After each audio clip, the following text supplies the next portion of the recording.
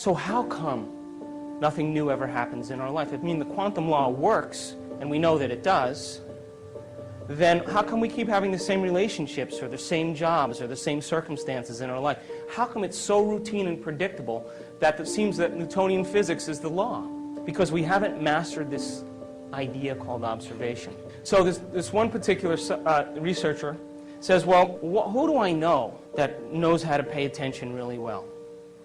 So he gets on the phone, he calls the Dalai Lama, and he says, can you send me your 8 best guys? I mean, I want to study these guys, and I want to see what happens in their brain when they're focusing on a single-minded thing like compassion or divinity or unconditional love. Now, these guys, by the way, had over 40,000 hours of focused meditation. They spent over 40 years practicing.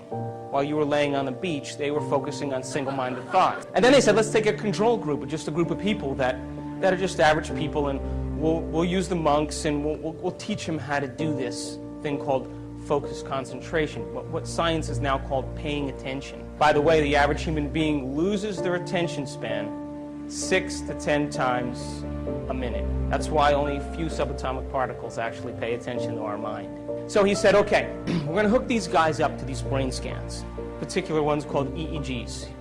And EEGs measure electromagnetic frequency that the brain emits. And so they took 256 electrodes and they covered their whole entire head. Can you picture these monks, you know, with the things?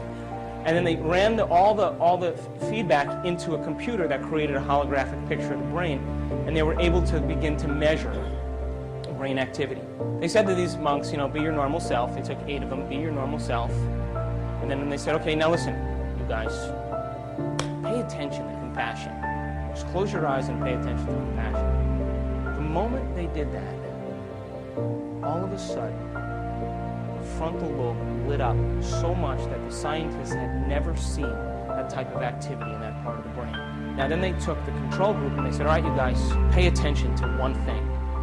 And of course, what happened? My back hurts. How long is this going to take? I don't really want to do this. Am I doing it right? I wonder what my kid's doing. I got to buy dinner, you know, all that stuff. And guess what happened to their frontal lobe? Nothing. Nothing. Now, in one particular monk, there's a part of the frontal lobe on the left side, which is really the happy spot in the brain. And this guy's left frontal lobe was so ignited that the scientists said, this guy's got to be the happiest guy in the world. They'd never seen activity like this before.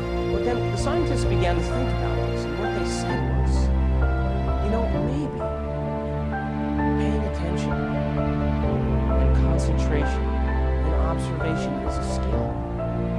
Just like tennis or golf, you can improve it if you keep practicing. Now think about this.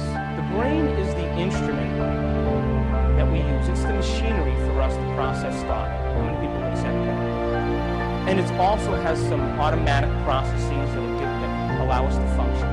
But for the most part, it's the greatest area in the body where there's the greatest number of neurons clustered together. And where you have the greatest number of neurons clustered together, you have the greatest intelligence. So the brain is the central clearinghouse of intelligence.